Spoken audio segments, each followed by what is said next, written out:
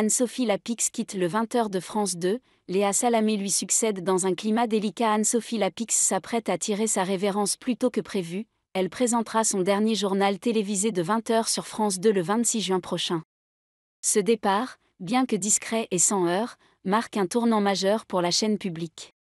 La question de sa succession a animé les coulisses ces dernières semaines. Caroline Roux, initialement pressentie pour reprendre le flambeau, a finalement décliné l'offre. Attachée à son émission C'est dans l'air, elle a préféré rester fidèle à son équipe, comme elle l'a expliqué au Figaro. « J'ai été très honorée, mais j'y ai longuement réfléchi. Mon attachement à C'est dans l'air a été décisif. » C'est donc Léa Salamé qui a été désignée pour incarner le JT phare de France 2. Une décision audacieuse pour France Télévisions, qui souhaite insuffler un vent de nouveautés et rivaliser plus efficacement avec TF1. Toutefois, ce choix suscite aussi des interrogations, notamment en raison de la situation personnelle de la journaliste.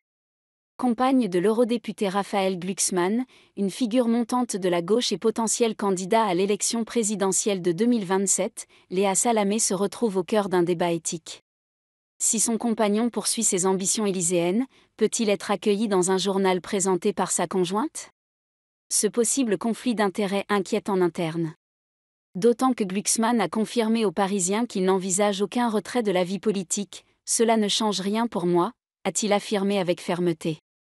Du côté de France Télévisions, la direction n'ignore pas la complexité de la situation. D'après Le Parisien, le sujet a déjà été abordé lors de réunions de préparation. Une responsable aurait éludé la question, déclarant prudemment « On avisera le moment venu ».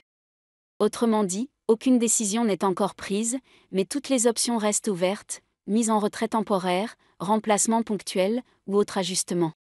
En interne, les avis sont partagés. Certains dénoncent une injustice à l'égard de Léa Salamé, estimant qu'elle ne doit pas être réduite au statut de femme de. D'autres, en revanche, soulignent un risque réel pour la crédibilité et la neutralité du journal. Quoi qu'il en soit, Léa Salamé s'apprête à prendre les commandes du 20h dans un climat tendu, où sa vie privée sera scrutée autant que ses prestations à l'antenne.